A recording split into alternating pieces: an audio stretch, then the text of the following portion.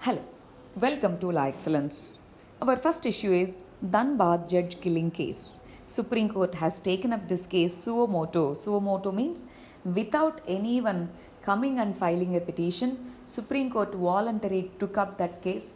That case is known as suo motu case. In Jharkhand, this particular person, this judge, was dealing with two high-profile murder cases and a coal theft case. The CCTV footage shows that deliberately this person was killed. Supreme Court has taken up this case and under this name, safeguarding courts and protecting judges, because judicial independence is utmost necessity. Judicial system and judges should function without fear or favor. In this context, threatening the judiciary, especially subordinate judiciary this way, might compromise the individual independence. In this context, how to protect the independence of judges, especially trial judges in line of duty, that is going to be the matter that will be discussed by the Supreme Court. Next issue is national level quota for medical seats. Recently, Union Health Ministry has announced that 27% of reservations for OB seats and 10% quota for EWS in all India quota scheme for undergraduate medical seats and postgraduate medical seats and dental courses will be implemented from 2021 to 2022. This all India quota was introduced way back in 1986. Earlier, it comprises 15% of UG seats and 50% of PG seats in government medical colleges. Now, this is the quota that would be implemented. Next issue is Chola artwork to be returned by Australia. Not just Chola artwork, Australia is trying to return 14 artworks. These were brought by this country from smuggler Subhash Kapoor. When they purchase, they don't know that these are smuggled goods, smuggled cultural wealth of India. They purchased. This person was arrested later. After that, we requested various countries, including Australia, France, USA, UK, which purchased the artworks from this person. So we requested them, they are sending back in goodwill. So now these collections, so India has huge public collections, especially in small holdings, temples, forts, etc. We need to have documentary proof. For example, if Australia has to return this particular wealth, what is the proof that originated from India? So we need to have that documentary proof, and we need to monitor this, especially local systems and local people should be empowered to act against this kind of smuggling. Next issue is engineering courses to be introduced in 11 languages. National Education Policy 2020 completed 1 year. In this context, All India Council for Technical Education said that it is creating a database of resources which allows the colleges, engineering colleges, to start the programs in regional languages and to develop tools to translate engineering course content, which is mostly available in English, into 11 regional languages. This move will facilitate increasing access and reach of technical education, especially to rural areas and to the students who have studied in the regional mediums. Next issue is Armenia-Azerbaijan conflict. Recently, this country, Armenia, has requested Russia to deploy forces along Armenia and Azerbaijan border. Why? There's a conflict area between Armenia and Azerbaijan border known as Nagorno-Karabakh region. This region is in controversy since many decades. Last year, there was a war between the two countries. Now, there are clashes again. That's why Armenia is requesting Russia to deploy forces along the Armenia and Azerbaijan border. Next issue is fiscal borrowing and crowding out effect on private investment. Recently, one of the SEBI members, they said that high government borrowing can lead to crowding out of the private sector's fund. Crowding out means if government borrows more from banks and other institutions, they won't have much money to borrow for private companies. That means investments for private companies, they will be less. That means that they are crowded out from the investment market.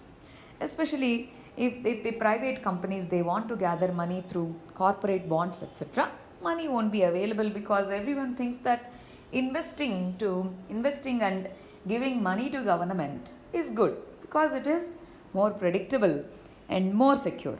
So that's why he made that statement. But government responded saying that government's increased expenditure, yes, government is borrowing, but government is borrowing to spend it. Government's increased expenditure can lead to more investments, can lead to more investment, can spur the economic growth. That can lead to crowding in effect. Crowding in effect means more and more investment in the market. That can lead to crowding in effect. Savings are pro cyclical with growth. That means when there is more growth, more people tend to save and invest. So we have to spend more, so the growth would be more, so investment would be more. That's how crowding in effect would be there through government's borrowing, not crowding out effect. That's the government's response. Next issue is K-shaped recovery. Initially, government said we are going to see V-shaped recovery. V-shaped recovery means sudden fall and sudden rise in the economic growth.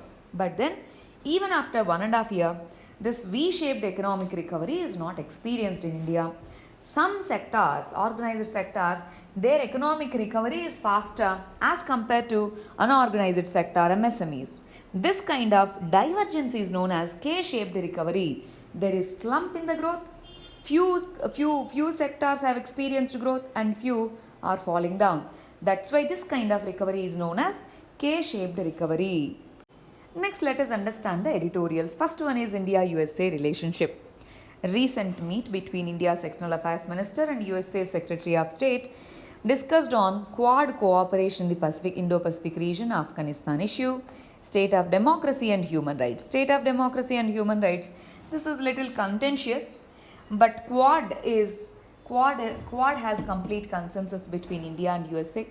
With regard to Afghanistan, there is divergence of opinion. USA wants to quickly move out of Afghanistan, but that is going to cause strategic, security, economic issues with India with regard to Afghanistan, because Taliban are going to get more and more powerful. That might lead to security issues to India.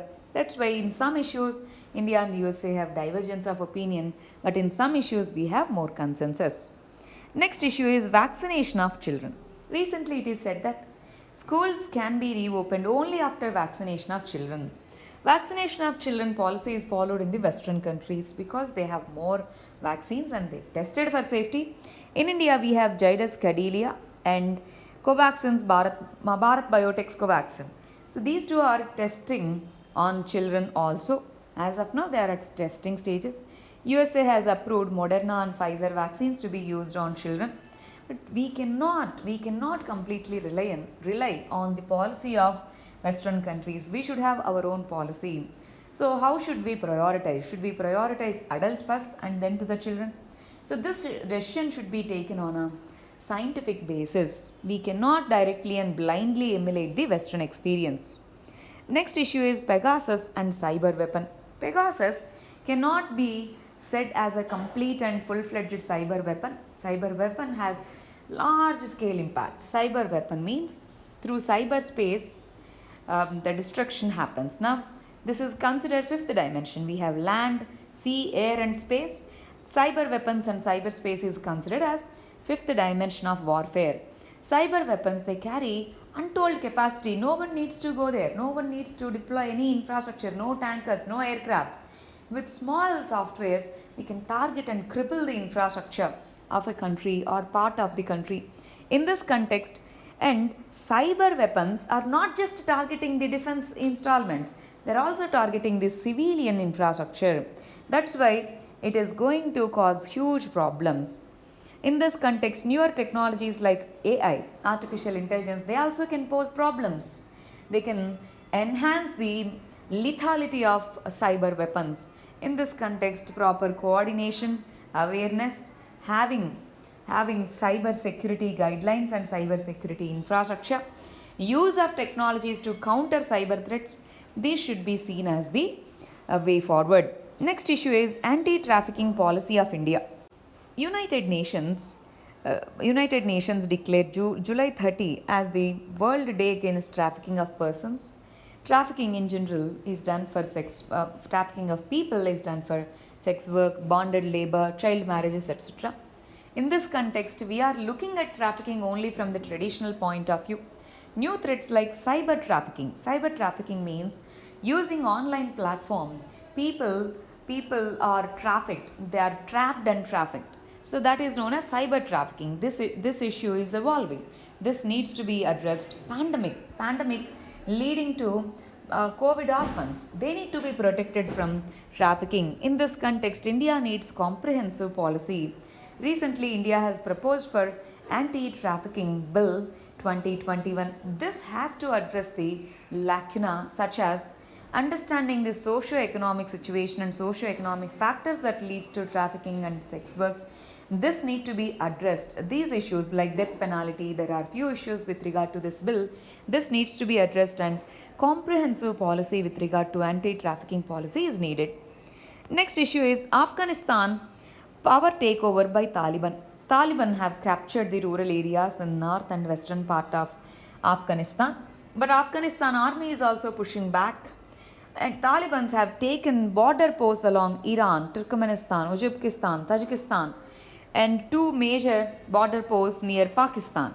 In this context, improper execution of Doha deal, USA hurryingly moving out of Afghanistan, these are leading to escalation of conflict in this particular Afghanistan region.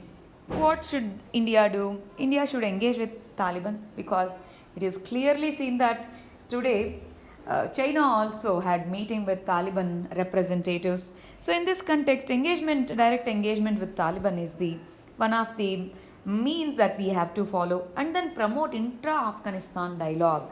This is going to lead to long-term political stability, but we cannot do it alone. So that's why we should take the help of regional countries. Next issue is compulsory vaccination. Recently, in Registrar General versus State of Meghalaya case, Meghalaya High Court has said that compulsory vaccination is violation of individuals' bodily integrity and privacy. According to Puttaswamy case, it leads to breach of privacy. So it said that there should not be any provision for compulsory vaccination. Then the government has taken back that particular policy. But compulsory vaccination can be deployed. For example, we have Epidemic Diseases Act, under which government can mandate the people to follow certain things. Vaccination can be one thing to prevent the spread of disease. In this context, right to privacy is not absolute right. It has reasonable restrictions. In this context, these reasonable restrictions needs to be understood and implemented. Compulsory vaccination can address vaccine hesitancy. So this can be implemented. These are the articles. Thank you very much. All the very best.